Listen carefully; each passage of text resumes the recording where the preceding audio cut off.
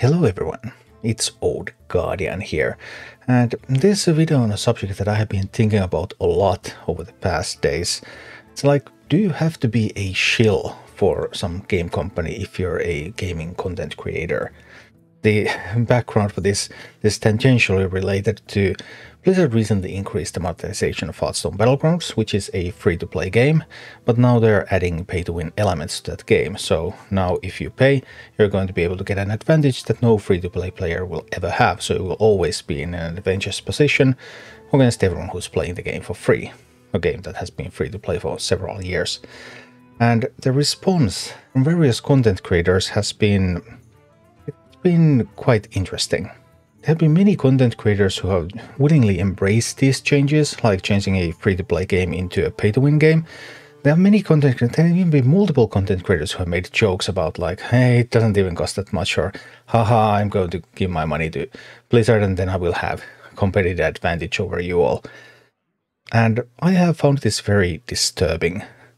I mean, why are they commenting like this? One thing is that, of course, especially in Hearthstone, Blizzard has had a long tradition of favoring people who are very positive about everything about their game. That's been kind of the requirement to be able to work with Blizzard. So if you're very positive about their game, they send you stuff, they give you stuff to give away, they invite you to events. All sorts of good stuff can happen. All you need to do is just praise them even when they do bad stuff. On the other hand, it's also possible, because typically these are rather big streamers who are making these comments, that they have simply lost connection with regular players. Like, don't you guys have phones? Don't you guys have money? Hey, pay. But this, one of the things that I found particularly disturbing about this is that, like, making jokes about this, because comedy, one key rule about comedy is that comedy can only punch up. If you're punching down, that's oppression. You can't make jokes that punch down. That's not comedy. That's not fun. Maybe other people in your rich streamers club can have fun with that, but regular people, they just will not. But like, is that all there is to it? Is that like, if you're a content creator, do you have to be like this?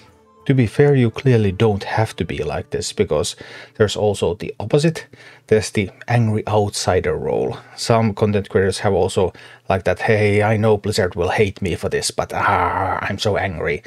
And they just like make a persona that's always the contrarian, always angry, always upset.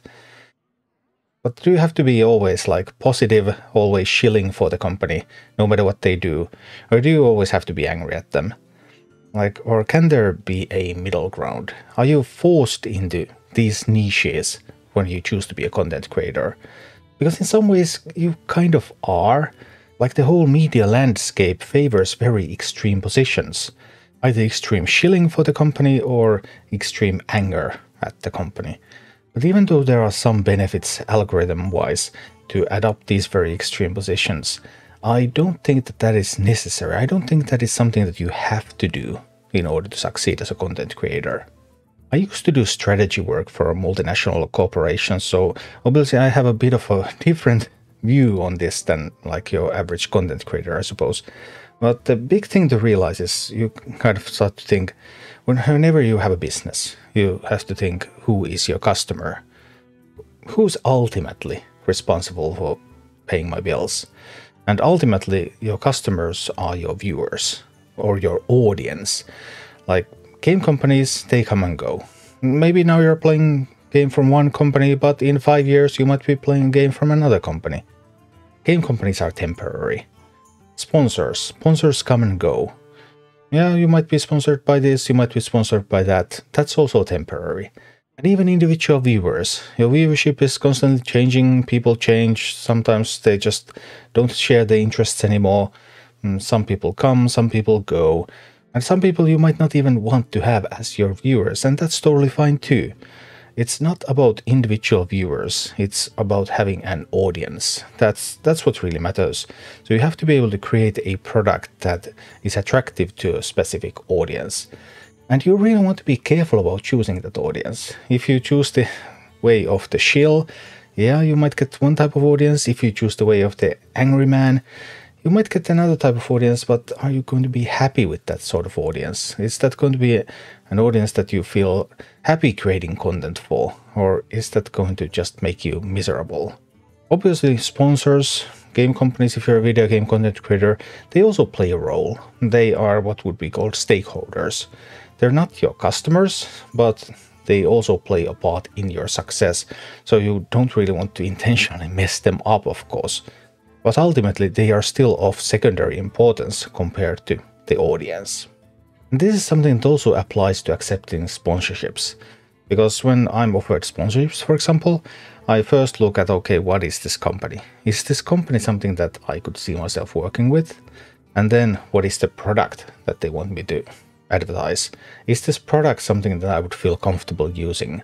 And if it's not a match, if I don't like the company, if I don't like the product, I just won't do the sponsorships.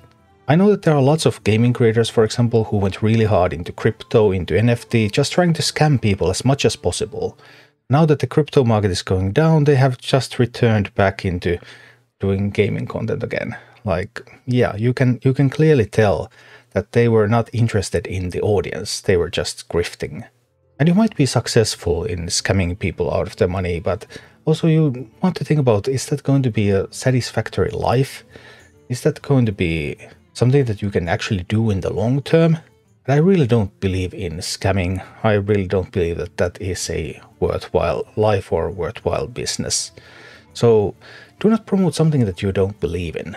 Try to believe in everything that you promote. But one thing about sponsorships, especially if you're a newer content creator, you're getting your first sponsorships, there's going to be a bunch of people who are going to start calling you sellout immediately when you do your first sponsorships. And yeah, that's unavoidable. But when you yourself know the difference, you know that you're believing in this product, or you know that you're just trying to scam them. That's important mentally for yourself. Because after all, you are working for your audience. And sometimes a lot of big content creators just seem to forget that. And instead of like joking, having fun with their audience, they're just punching down, taking the side of the giant corporations instead of taking the side of their audience, which is what really matters when you create content. So overall, don't forget who you are doing this for and be true to yourself. And that is a way that you can succeed with. You can create excellent content even without losing yourself. Thank you for watching. Click like and subscribe if you enjoyed this, and a special thanks to all of my Patreon supporters, YouTube members and Twitch subscribers who make all of these videos possible.